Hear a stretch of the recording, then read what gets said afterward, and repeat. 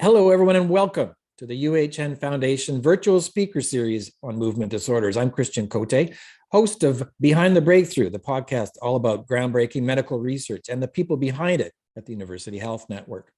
We're grateful to you, our family of supporters, and so glad you're able to join us today. We hope you're staying safe during the COVID-19 pandemic and are up to date on your vaccinations to protect against the coronavirus. For today's live stream, we want to once again give special credit to Mr. Fraser Barrell. This movement disorder speaker series is made possible because of his continuing generosity and support. So thank you, Mr. Barrell. Today's live stream shines the spotlight on another first in the UHN Movement Disorders program. That's the Rossy Progressive Supranuclear Palsy Centre at Toronto Western Hospital, established thanks to a very generous donation from the Rossy Foundation. Now, this is the first and only center of its kind in Canada, dedicated to the diagnosis and management of progressive supranuclear palsy, or PSP. It's a rare and debilitating neurodegenerative disease that primarily strikes people over the age of 65 and can cause serious problems with walking, balance, eye movement, swallowing, and changes in mood and cognition. One of the foundational drivers of the center is a combined approach to both care and research to advance the field where there is currently no cure. Today, we'll be joined by two of the center's leading lights to explain firsthand their groundbreaking work. We have Dr. Carmela Tartaglia, an award-winning clinician scientist at UHN Krembil Research Institute, and Dr. Gabor Kovacs, co-director of the Rossy Program for PSP Research and award-winning senior scientist at the Krembil Research Centre. Dr. Kovacs and Dr. Tartaglia are pioneering a slew of research advancements, including early detection strategies and neuroprotective therapies, identifying the underlying stages of disease, and pursuing promising disease-modifying treatments to alleviate symptoms of PSP.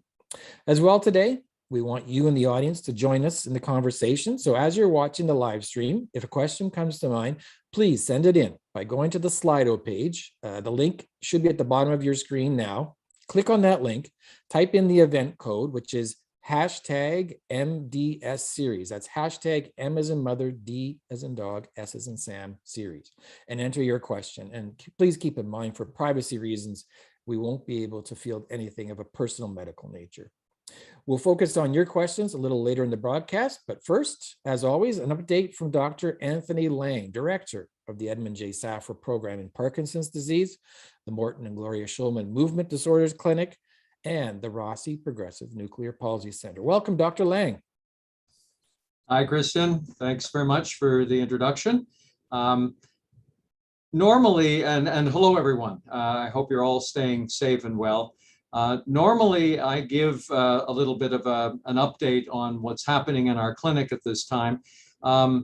But I think this session is a little unusual because it's introducing a disorder that many of you might not be that familiar with. It's a disorder that's very important in terms of our need to establish better diagnoses and treatments. And we have two of my outstanding colleagues ready to talk to you.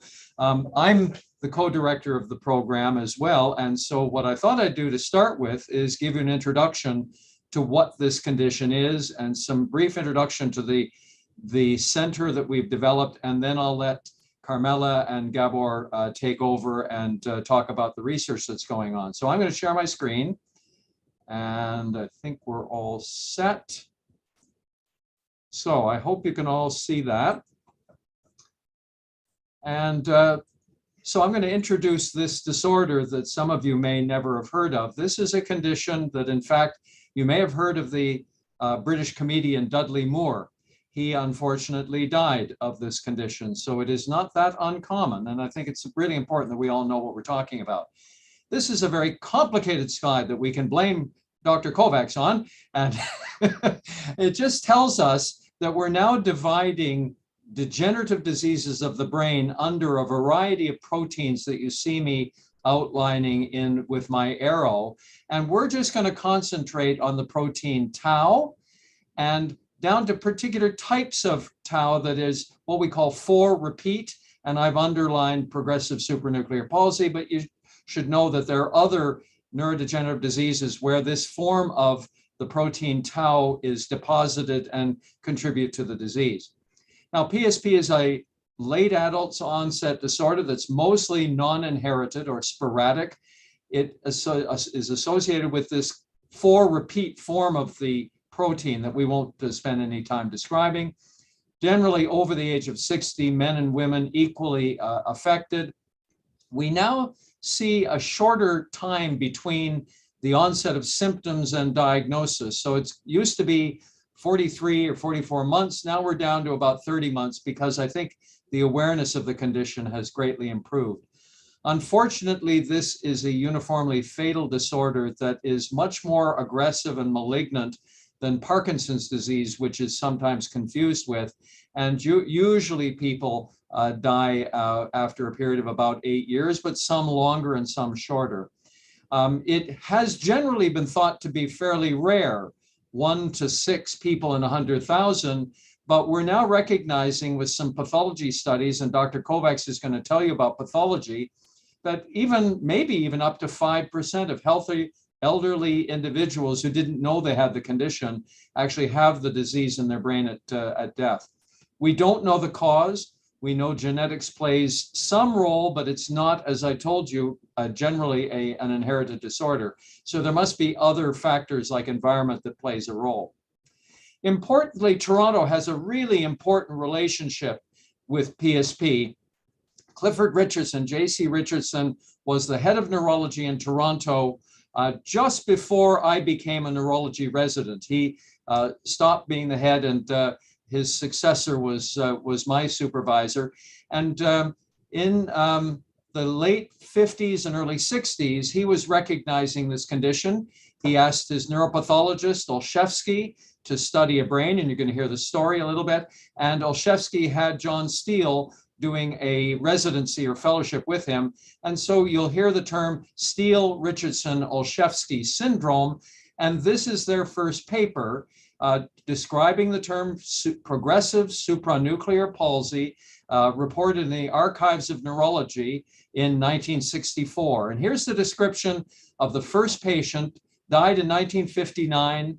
And you just see how Dr. Richardson documented the various clinical features. And you're going to see in this next slide a video. I'm going to cut it a little short, but you're going to hear Richardson's voice, and you're going to see the first patient he described. There's a disease which I really described from patients first seen at Sunnybrook Hospital in the late 50s and 60s, and this,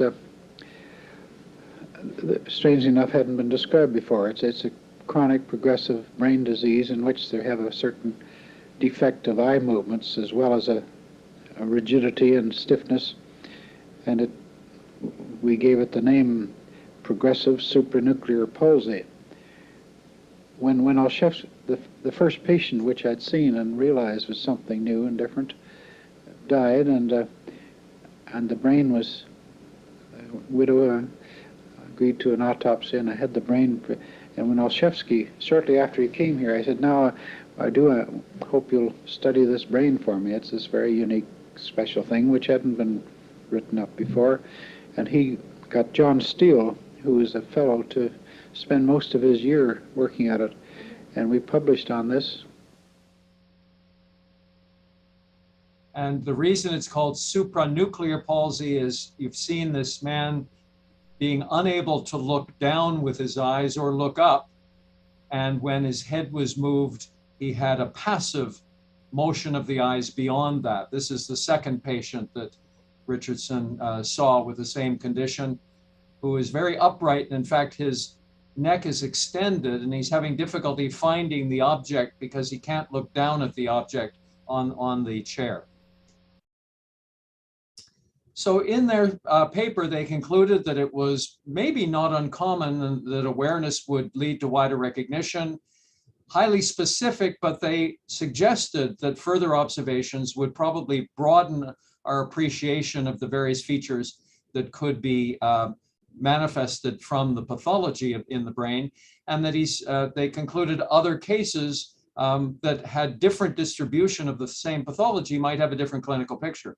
And that's really quite remarkable. 1964, 50 years later, in 2014, we're now recognizing in, for example, this large study of brain autopsy material, only a quarter of the patients presented with what was subsequently referred to as the Richardson syndrome, what Richardson first described, and a large proportion of others had atypical forms. So I think he was really quite intelligent in suggesting what we now recognize as an important part of this. And so this is a list, and I won't go through the details at all. You don't need to know them, but this just shows you the various ways that patients can present to a neurologist with different clinical features that end up being associated with this disease in the brain. And so we have a very challenging problem with making a diagnosis. And it depends heavily on the clinical features. And if the clinical features are so variable, we need much better ways of making a diagnosis that Drs. Tartaglia and Kovacs are going to address. We subsequently developed criteria to make a diagnosis in 2017.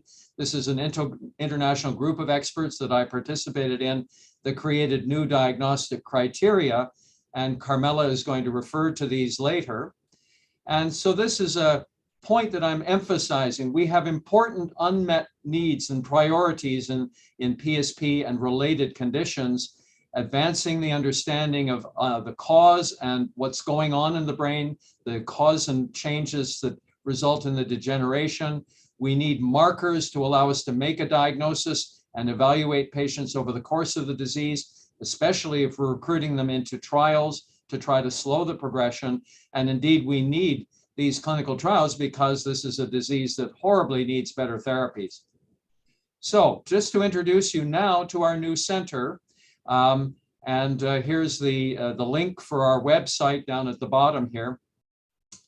We developed this with a group of experts that I'll show you in a minute, with a very large group of collaborators and colleagues that are listed here. And I'll just show you, here are the four faculty leaders, the co-chairs, myself and Dr. Kovacs, but then Carmela Tartaglia and Dr. Susan Fox being critical members of this team. We have a number of research members, Naomi Basanji, Yvonne Martinez-Valbuena, Shelley Forrest, who the two of them have joined us very recently. And we have a fellowship. Blas Couto was our first fellow. He's just gone back to Argentina, and he'll be developing a PSP center there that we'll be collaborating with. And then a very large group of researchers that are working in our basic science laboratories, particularly working with Drs. Kovacs and Tartaglia. We have a high-level scientific advisory board of people that are world-renowned for their work in this field. Dr. Boxer from the University of California, San Francisco, Larry Golby from the Cure PSP group and from New Jersey, Günter Hodlinger from Germany, Irene Litvin from San Diego, Hugh Morris from London, England, and Marty Samuels from Harvard and Boston, with Terry Sullivan, a representative from the Rossy Foundation. We collect an immense amount of clinical and research data. And this slide is just showing you the number of assessments that we're collecting at the baseline and at various follow-up points by the physician, the coordinator, and then we ask our patients also to provide information, sometimes live and sometimes virtually. And as we collect this very rich set of data, then we're hoping that we're going to be able to understand the disease more effectively and make important advances. And I know Carmela is going to come back to this slide. And we've presented this work at a very important meeting on tau this past year. And this is the poster that came from that presentation. And we have a manuscript in press in the Canadian Journal of Neurological Sciences that will describe our new program. And this is the final slide, I believe, that I'm going to show in the first year and a half to 2 years. We've enrolled 110 patients with what you would normally think of as a rare disease. So I think we are a magnet to recruit patients for this kind of important research program. And you see here their age, the proportion that are female, the mean age of symptom onset around mid-60s, and the various clinical syndromes, with still the majority being the Richardson syndrome, because that's the disorder we can diagnose more readily. What we now want to do is expand and get these less common syndromes so we can define the disease at the earliest stages. So now I'm going to pass the torch over to Dr. Tartaglia. Hi, thank you for the invitation as well as all the people attending. So I'm going to talk a little bit about our research really trying to address this unmet need of early diagnosis and eventually providing treatment. Next slide. And Tony already talked about this, but almost 60 years ago, this disease was first described. But I think right now we realize that this is only one way that patients can present. Next slide. And that when we really look at how many people have this illness, and in that classic presentation, it's known that actually there are two problems. One is that there's people out there who are dying with this condition and had no diagnosis, and that's 2 to 6% in one series of older people.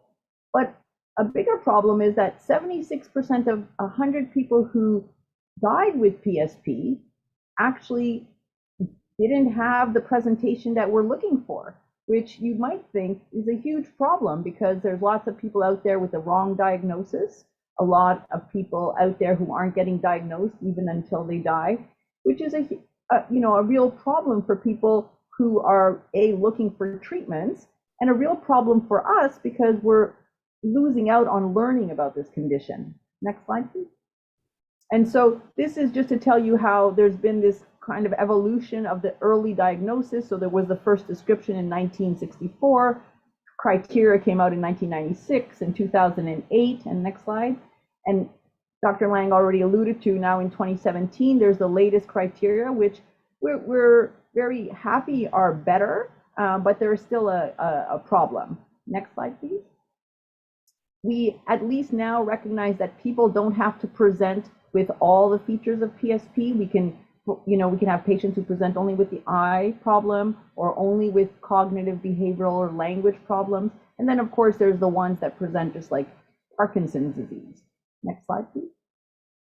And so now we know that Richardson syndrome is only 1 of 8 presentations. So you could imagine how many people are actually getting missed, how many lost opportunities there are to actually try to intervene at an earlier time.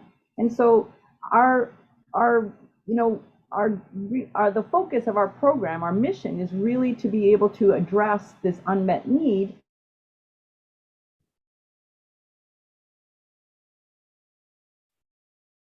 Next. Oh. You got frozen very briefly. Okay, sorry. So basically, we've developed a program that is really about embedding research in clinical care and trying to get a better sense of the whole person. So we do obviously extensive neuropsychological and neurological assessment. We also try to find markers to be able to diagnose this condition while the person is alive. And that includes getting blood, getting cerebrospinal fluid, in some cases even skin. We're doing imaging, different types of imaging, and all of this is really to try to diagnose the person with the, make the accurate diagnosis and make it at an earlier time. Next slide, please. And so Dr. Lang already alluded to this. There's, a large battery of assessments that we do, and really this is to focus on those, those 7 other presentations. So we have a lot of focus on cognitive function, on personality changes, on and of course the motor part, but that's because there's a lot of different presentations and they were missed as well. We all know that even with classic PSP, patients have all kinds of symptoms aside from just the motor presentation, which also needs to be addressed. And so this is really what we're aiming to do, is to better serve our patients with doing these kinds of assessments. Next slide, please. I think one of the things that we've realized in the last few years is that unfortunately one disease in the brain does not necessarily protect you against other diseases, and so oftentimes patients with PSP will have other types of pathology, and that it's important because patients can have the PSP pathology plus the pathology of Parkinson's or Alzheimer's, and obviously one would think, well, this could change the presentation. And so we need to be able to understand what a person has to be able to really target the therapies. Next slide, please. And so we've looked at that. Even in comparing young onset versus late onset, we can see that there's different presentations. And, you know, younger onset, we categorize as less than 65, often will have a language presentation. You could imagine that, you know, if you have a group in a clinical trial and you have younger people, you might have a different presentation and your assessments might not work. And so, you know, we really need to understand our patient population to design the best clinical trials to see that we're testing the treatments properly. Next slide, please. That's the same thing. And our ongoing imaging projects are really to look at all the different aspects that we see in PSP. So, you know, people have focused on different parts of the brain shrinking excessively. We're also looking at white matter damage. We're looking at ways to detect the number of synapses people have in the brain. We're looking at the way the brains connect, because we know that that can be different in these different conditions. So there's all these different ways of looking at the brain with images is really just to try to get to better understanding of what changes, when it changes, how can we detect it, how could we monitor for treatment response. Next slide, please. We've looked at the effect of having co-pathology with Alzheimer's disease, and so one of my students is doing this, and she's found that, you know, if you have a co-pathology of Alzheimer's, but your primary problem is PSP, the connectivity of your brain is different, as well as the shrinkage of your brain is different. And so you could imagine if you're trying to use these as endpoints that you would have to know this, and maybe a different therapy would work better with these patients. Next slide, please. We also have heard a lot about the different proteinopathies. Dr. Lang went over all the different, you know, proteins that can build up in the brain, but we also know that inflammation can be a factor of, you know, that is at play in these conditions that were primarily and are, you know, primarily thought of as neurodegenerative. And so we're using different methods. This is looking at using imaging to differentiate PSP, which is a tauopathy, versus a different bad protein called TDP43, and we can see that there's different patterns of inflammation in different areas of the brain. Next slide, please.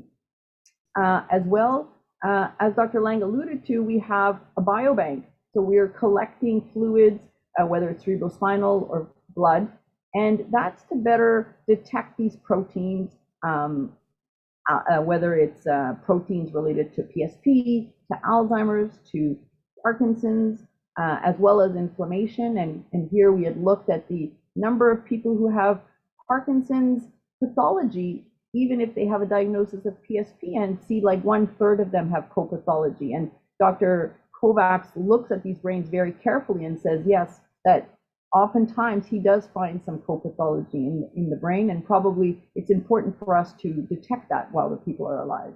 Next slide, please. And we can also look at inflammation in the blood, which we've started to do. And once again, we can see that, you know, the tau of PSP is actually not the same as even the tau of Alzheimer's disease, and that there are different inflammatory profiles, and maybe we could target some of these players to be able to slow down the disease, even if we're not targeting the protein abnormality. Next slide, please. And this is the same thing, that we're really actually looking at it in very novel ways, and hopefully finding some of these targets that we could, some of these proteins that we could target with different treatments. Next slide,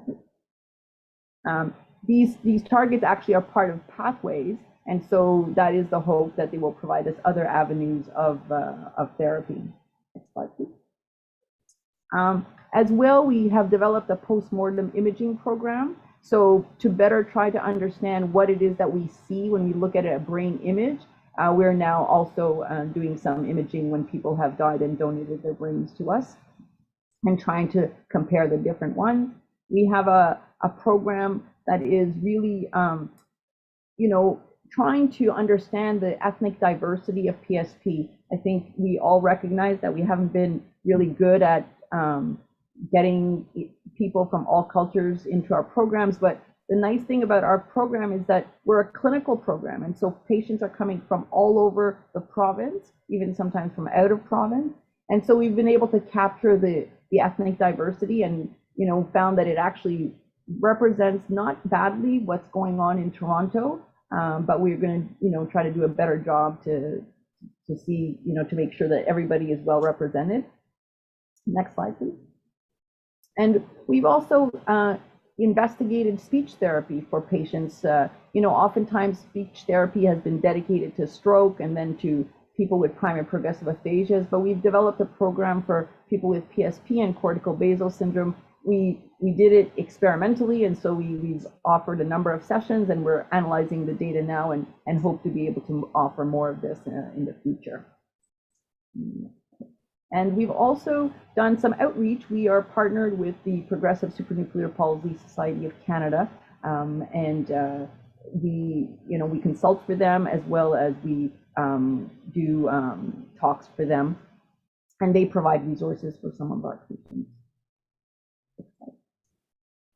And so really our program is its ultimate mission is early and accurate diagnosis to provide disease modifying treatment in the early stages. And that's with the hope of improving people's quality of life if they have PSP. Thank you.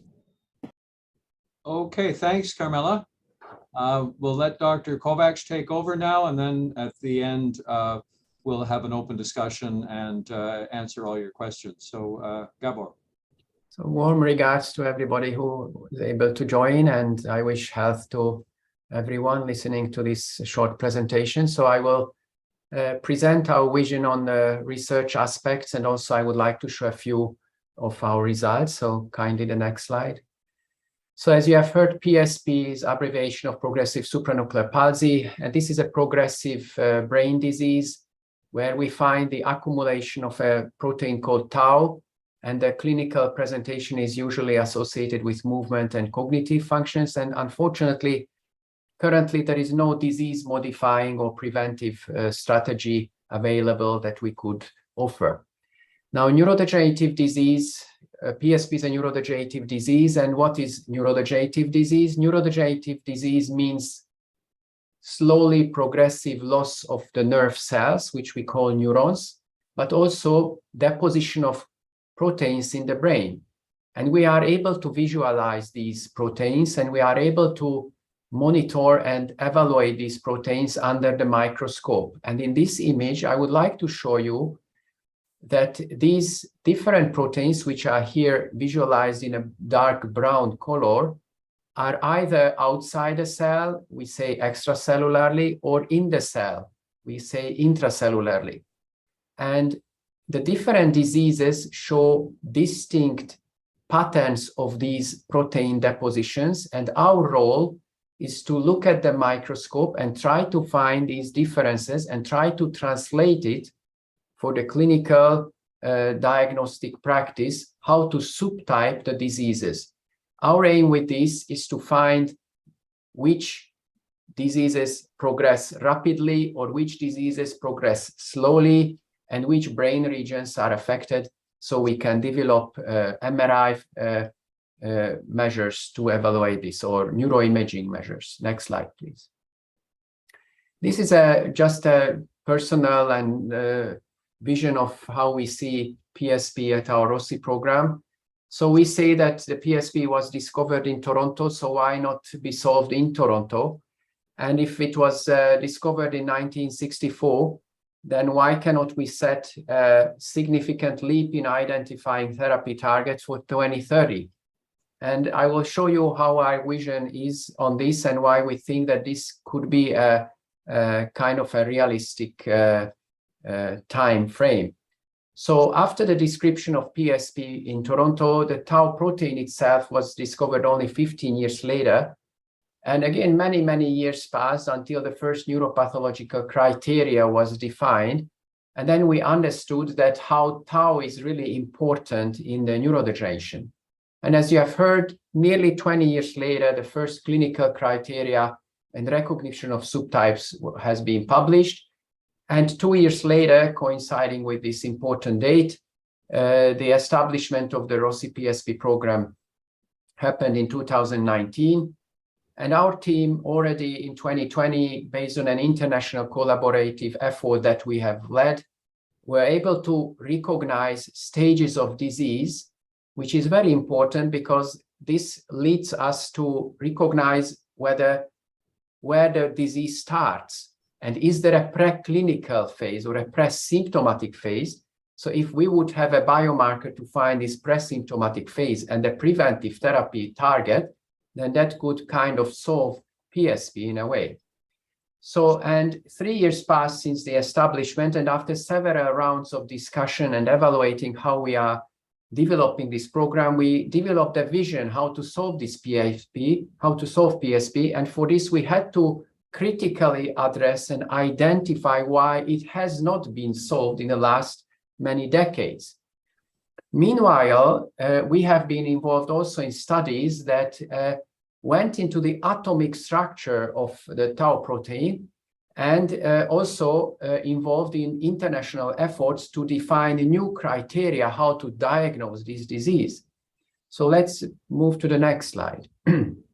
So understanding of the brain diseases can be done in several aspects. One is examination of basic pathogenetic, pathomechanistic pathways, which can be done in so-called cell cultures in little dishes. Then we can examine experimental animals and try to understand how the disease progresses in kind of a higher living structure. However, next slide, please. To really understand what's going on in our brains, we have to examine human brains. And for this, there is a brain donation program, which means that those who sign up and are interested in research, we evaluate the brains post-mortem and try to understand what is going on really in the human brain. Our clear target is and aim is to translate and provide feedback to the clinicians and to the researchers what we see in the human brain, where we need, which aspects can be evaluated better, which models or experimental models can be developed to really understand better what we see in the human brain. Next slide, please.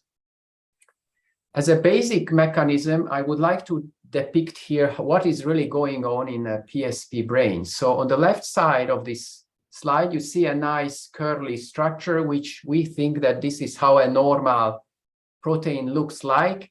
However, in disease, this protein, this nice structure becomes a little bit, we call it pleated structure. And this leads to the accumulation of this type of form of the protein. And these atomic level examinations show us that the different subtypes of disease show different folds or structures of these protein, but these are atomic level, I repeat. And this is very important because if you have a therapy target against tau protein, it has to fit in the keyhole, and maybe the different disease subtypes are distinguished by different size of the keyhole. So if you want a key, which is the therapy, then maybe with these atomic examinations, we can define which keyhole is for which subtype of disease. In addition, a very important aspect of the disease mechanism is that these little protein atoms can jump from cell to cell. We say cell-to-cell propagation, and they can also seed. Seeding means that a bad protein can act as a seed and change the good proteins into bad proteins. Now, this concept we translated into diagnostic methods for living patients. The jumping from cell to cell also led to the recognition that the brain regions are involved sequentially. Next slide, please. This is what we see under the microscope in a PSP brain. In the left side, you see a brown colored tangle in a nerve cell, which blocks the function of the nerve cell, but we see it also in the supporting cells, which we call glial cells. Next slide, please. This is just an image how we think that the proteins jump from cell to cell. Next slide, please. And this is the concept that I introduced here. that a nice protein meets a bad protein, and the bad protein will shape the nice protein into a bad shape. And then there is 2 bad proteins which meet 2 pretty ones, and then there will be 4. And then this exponential growth of bad proteins lead during the years and years to the accumulation of bad protein molecules. Next slide, please. This concept has been translated to a diagnostic method, which is called real-time quaking-induced conversion, which means that we are able, if there is a bad molecule in body fluid or other tissue from a living patient, then if there is a bad molecule and we add in the tube a good molecule, then the bad molecule will change the good to bad and grow exponentially, and we can detect that. Next slide, please. So this is an image where I show that with this atom level examination, the subtypes of tau protein related neurodegenerative conditions can be distinguished, and PSP is only one of these. And you see that probably we will need different therapy targets to go into the exact keyhole of these different structures. Next slide, please. So now let me turn to describe and introduce you our vision about PSP. First of all, currently we are focusing on a research aspect to understand which region is the first to get the disease, which is the most vulnerable region in our brain. And then we would also like to understand how the tau protein molecule seeds. Can we translate it to a marker of disease for living patients, especially in a very, very early phase of the disease, when we really have a kind of a window to prevent or slow down the disease effectively. This is a crucial aspect for therapy, not to start too late, but start as early as possible if we have a good therapy target. And finally, we established a model how to examine this spreading of tau in the brain. Next slide. This is a general overview of the basic research program of Rossy program. And as you see, we are leading this on the basis of human brain tissue examination, which we call neuropathology, and we established very modern and up-to-date methods, and many visitors from international sites are coming to us to see these methods, because we are indeed able to visualize these proteins in 3 dimensions. We are able to visualize RNA molecules in the tissue and prepare also living our cells from these tissue samples to examine functions of the cells. We established chemistry methods to examine how the protein behaves, and also, as I mentioned, experimental models. Next slide, please. So based on an international collaboration, we were able to describe the sequence of how tau spreads in the PSP brain, and we identified the earliest vulnerable region. Next slide. This is, for example, what we see in the microscope. In the upper image, you see a slide from a non-diseased individual. You see that many, many nerve cells can be seen. In the lower image, you see that these nerve cells are lost, and this is what we see in the microscope. Next slide.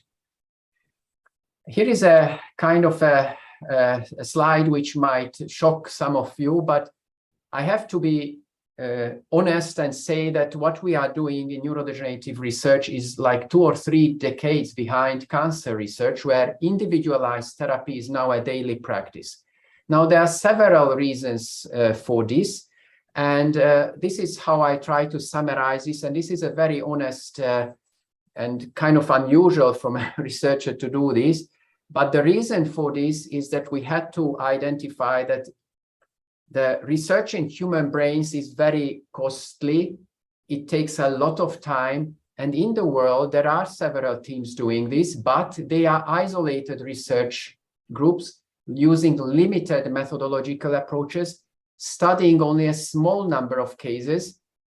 And these efforts are not combined. And our vision is that the same brain samples should be examined with a wide range of methodologies. And we have to be unbiased precise, multidisciplinary. We have to be transparent, and we have to work with well-characterized, current state-of-the-art characterized human brain tissue samples. Next slide. So with this approach, we envisioned a moonshot project to explore the origin of PSP, which is influenced by the genetic makeup, the environment, and the reason why PSP is kind of a unique opportunity to study is that is, although less frequent than Alzheimer's disease or Parkinson's disease, but it is not so complex as Alzheimer's disease or Parkinson's disease because there is only one protein, easier to study, the concept is easier to translate to research evaluations. Next slide. So our vision and proposal is to organize an international multidisciplinary consortium with complementary skills covering all current state approaches available in the whole world to study disease mechanism and to develop therapy molecules. We outlined and defined milestones and a stepwise approach how to reach this. Next slide.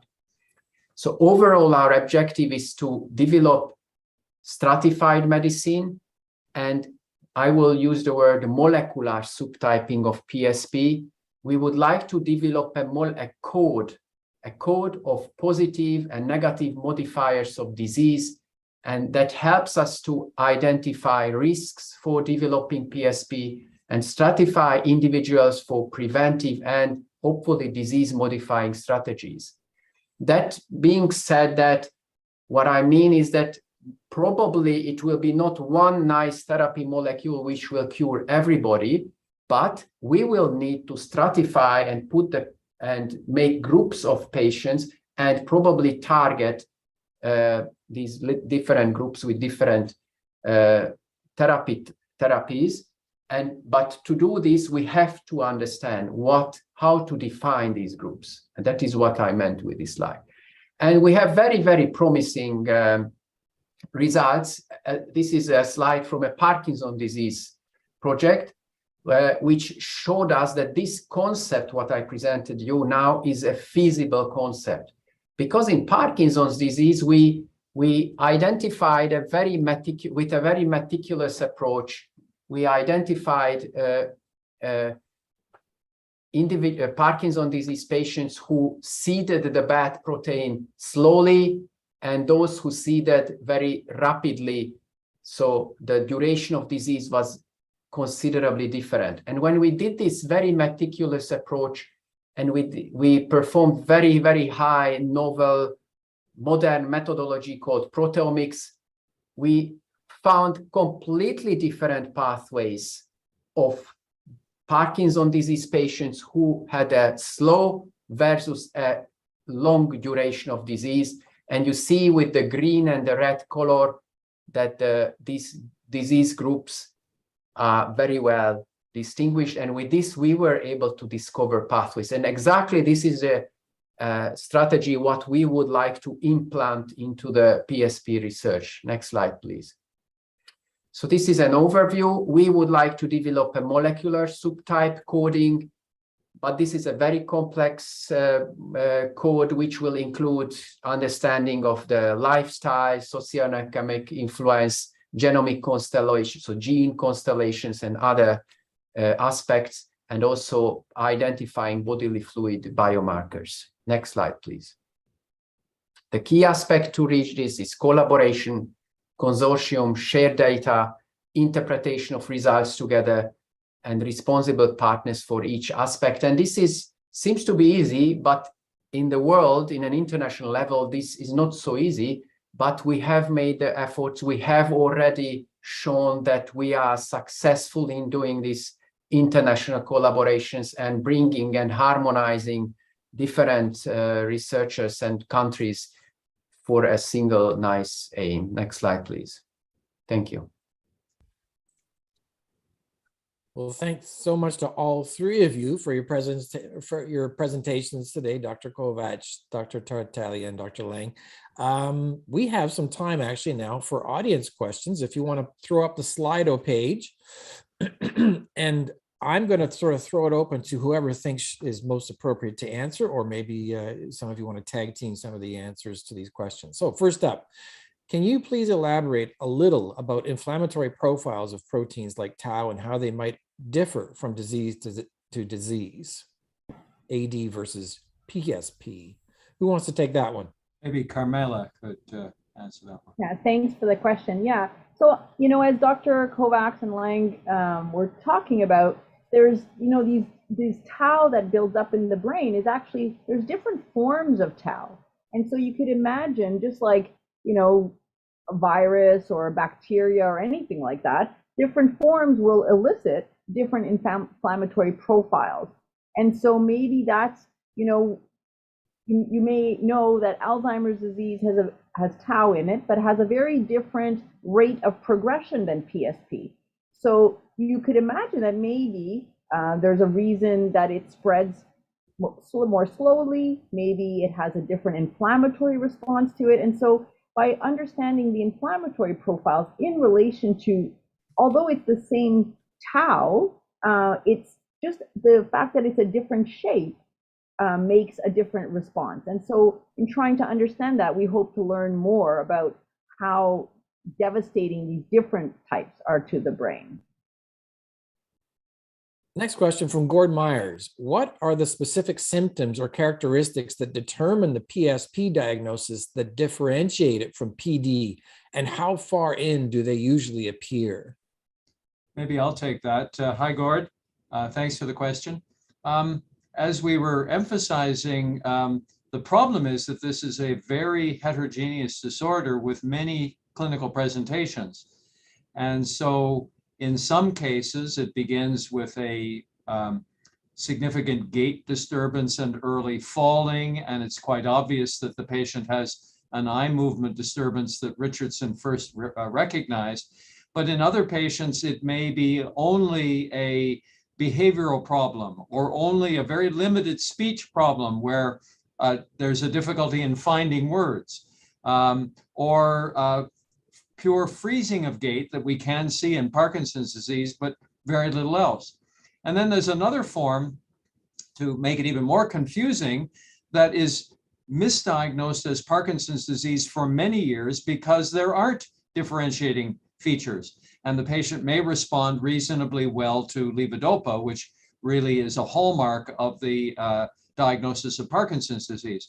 So we need all of the research that Carmela and Gabor described to help us differentiate and to make an early diagnosis. It varies so much now that we really need those markers that separate patients with a tau pathology like PSP from an alpha-synuclein pathology like Parkinson's, because it's very logical, I think, that the treatments, when we get disease modifying or what used to be called neuroprotective therapy, I think it's pretty clear that a lot of those treatments are going to be protein specific. Maybe not all. For example, the inflammation that Carmela just addressed. Maybe we'll have more non-specific treatment for inflammation, but more specific treatment for the protein, and maybe we'll have to combine those treatments in the appropriate patients. Thanks, Tony. And a reminder to everyone out there, if you have a question for our experts today, go to the hashtag that you can see on the left side of the screen at slido.com, and it's hashtag MDS series, and throw in your question to us. Next question. What activities or exercises can I do to alleviate the stiffness in PSP? Oh, Gabor, you're a clinician as well as a neuropathologist. Maybe we'll get you to answer some clinical too. I think that generally yoga and Tai Chi type of Far Eastern movements can help to elevate stiffness. So there are already nice results, for example, for Tai Chi type of movements in Parkinson's disease. And I think that if you can try to find these type of workouts, then that could help. Next question. How do donations help to advance your research? What do you... That question just disappeared. All right. Let's answer it anyway. I'll address it. as was mentioned in Christian's initial comments, all of the research that we're carrying out could not have been done without the very generous support from the Rossy Foundation. And the donations that are made to all research in movement disorders, obviously that is my love, goes to advancing our understanding, advancing management, and hopefully eventually changing the course of these diseases. That's the whole point of all of this work, is to try to change the natural history of these brain degenerations. And unfortunately, the natural history is progression, and we'd love to see a change in that. So we can't do that without the generous support of our benefactors. Next question. Is there any research findings on diet, food choices that may help with PSP? Gabor?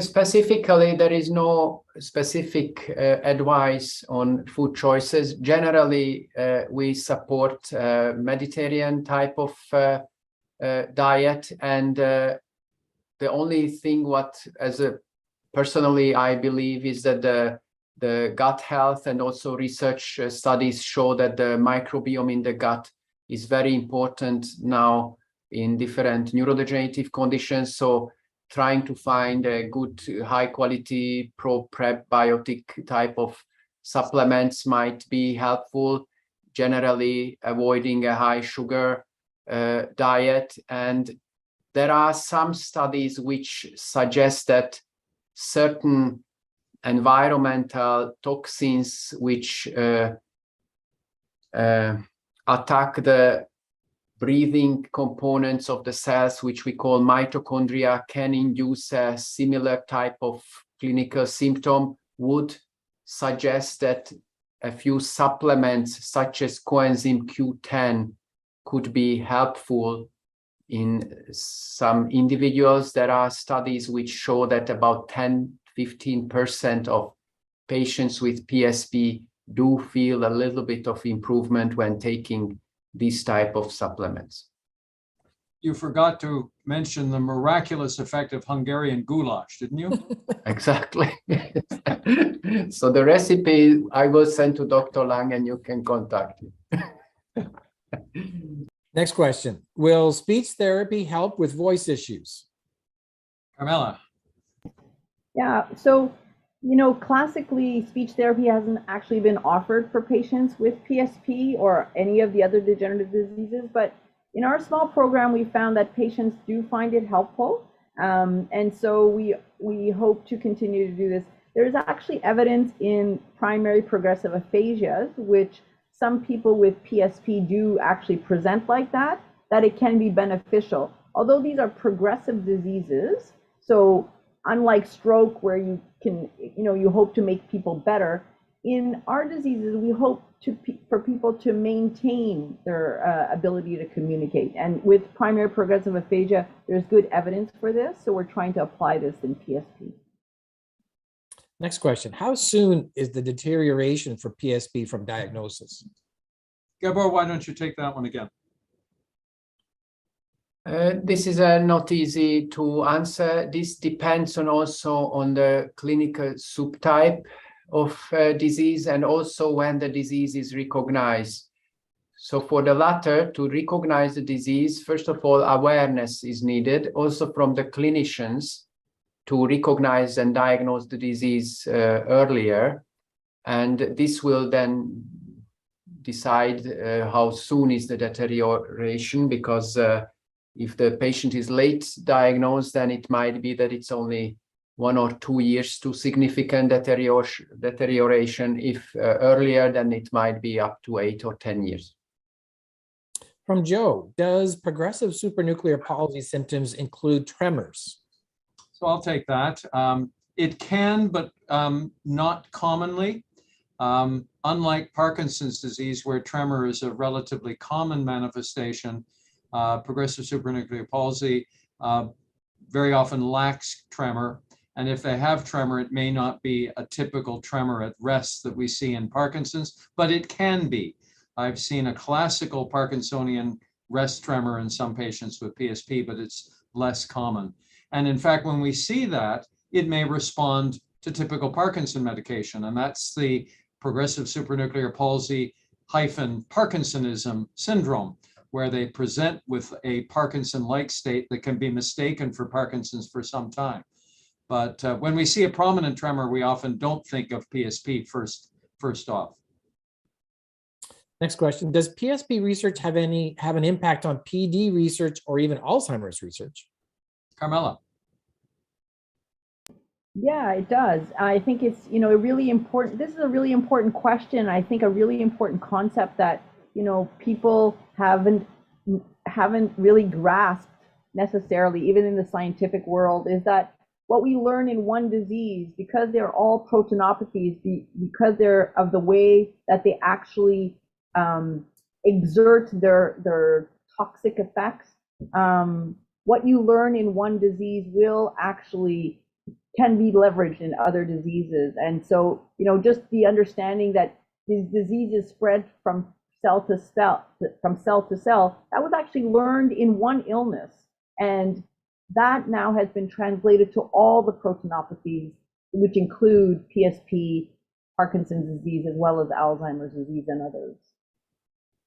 Next question is directed to Dr. Kovacs. You said that neurodegenerative disease research is 2 or 3 decades behind cancer research. Why is this? Yes, thank you for this question. This is obviously very complex to answer. I try to be short.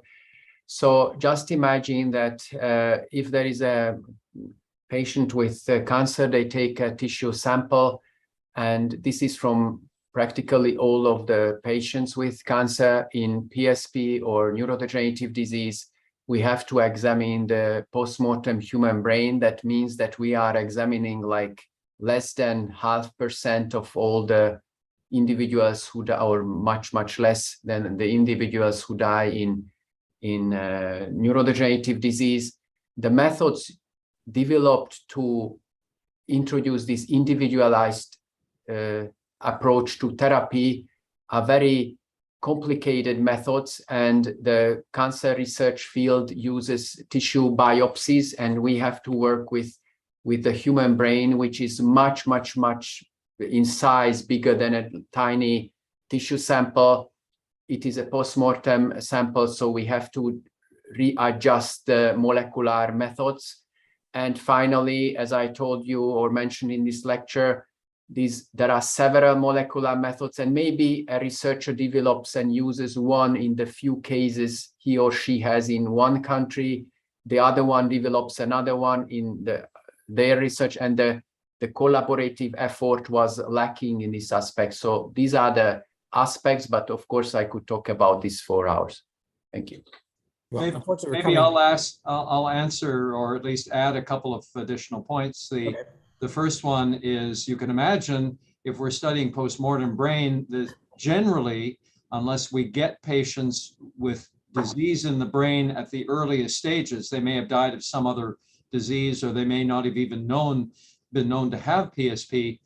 Unless we get patients like that, we're studying people who've had the disease for many years. And so you're really looking at the later stages, and we really want to understand the earliest stages. And then a final point is that these are slowly progressive diseases. So for example, if we're introducing a treatment, we don't have the luxury of looking at a change under the microscope of a cancer cell, or the change in the size of the tumor in the lung. We're looking at very slowly changing features in the brain over a much longer time period. So it's very challenging. Let's squeeze in our last question for the hour. Many assumptions that some kind of chemical agent causes diseases like PSP. Is there any more information on this? Maybe I'll take it again, and then we'll open it up to the other two. We think that neurodegenerative diseases probably are a combination of genetic predisposition and environmental factors. And some of those genes and environmental factors may be both causative or contributing and protective. So for example, there's a belief that smoking may have some strange protective effect in Parkinson's disease, believe it or not. So there are beliefs that chemical agents may contribute to diseases like PSP. In fact, there was a group of individuals in a region in France that were thought to have PSP or a PSP-like disorder.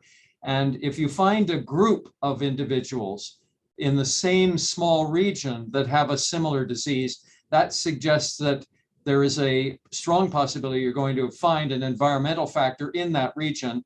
And indeed, there were factors in the environment related to the industry that was in that part of France. So that was an early suggestion that maybe chemical agents contribute. And as Dr. Kovacs mentioned, there may be reason to think that some of these agents damage the mitochondria of the brain cells. But I think we're at a very early stage, and that's why one of the things that we're doing in the PSP, the Rossy PSP Centre, is evaluating a very large environmental survey that we ask our patients and their families to fill out online. And we really need a lot more research in that respect. All right.